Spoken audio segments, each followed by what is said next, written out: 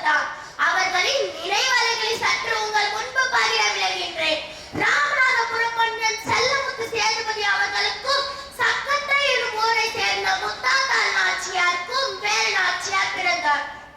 சிறு வயதிலேயே வில், வேல், வாள், குதிரை, வளரை போன்ற பல்வேறு பயிற்சிகளும் அவர்களுக்கு கொடுக்கப்பட்டது. போர் பிரிவில் வல்லவராக திகழ்ந்தார். வேலு நாச்சியார் பல மொழிகளில் புலமை மிக்கவராக இருக்கின்றார். 16 வயதிற்கு உள்ளாகவே ஒரு நாட்டை ஆளுகின்ற அரசியாக பண்பு அவர்களிடத்தில் இருந்தது. அந்த ஆளுமை அவரிடம் இருந்தது யாராலுமே மறுக்க முடியாத ஒரு உண்மை. அறிவும் வீரமும் சிறந்த முத்துவர்கநாதர் அவர்கள் கப்பம் கட்டும் முறை மறுக்கின்றார். அதனால் வெள்ளையர்களும் நவாப் படைகளும் நேர்ந்து வந்து முத்துவர்கநாதரோடு போரிடுகின்றார். முத்துவர்கநாதரை எதிர்த்து போரிட முடியாத ஆங்கிலேயர்கள் கோழைத்தனமாக இரவு நேரம் போர் புரியக்கூடாது என்ற அந்த மரபையும் மீறி வந்து முத்துவர்கநாதரை தாக்கிக் கொண்டார்கள். எத்தனையோ அந்த கால நவீன ஆயுதங்களை எல்லாம் ஏற்றிக் கொண்டு பல்லாயிரம் கணக்கில் புரட்சி படையை திரட்டிக் கொண்டு வீரர்களை எல்லாம் அழைத்து வந்திருந்த அந்த ஆங்கில படையினரால் கூட நம்முடைய பாளையக்காரருக்கு எதிராக நின்று போரிட்டு வெற்றிக்கார முடியவில்லை என்றால் நம் முன்னோர்களின் வீரமும் விவேகமும் எத்தகையதாக திகழ்ந்தது.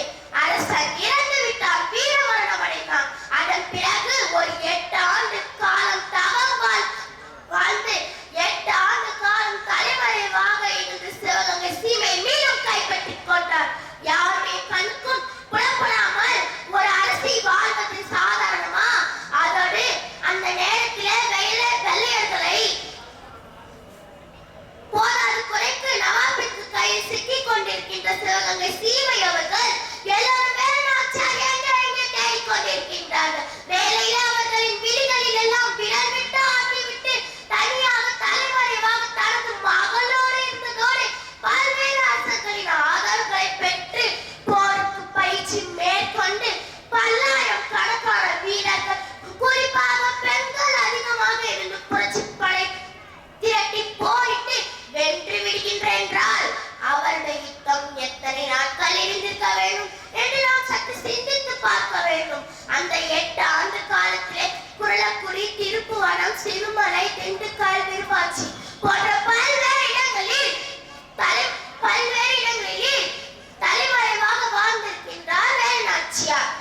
விருப்பாட்சியிலே கோமரநாயக்கர் வீடு கொன்று கோமரநாயக்கர் வேலு நாச்சியாருக்கு ஆதரவளித்தார்.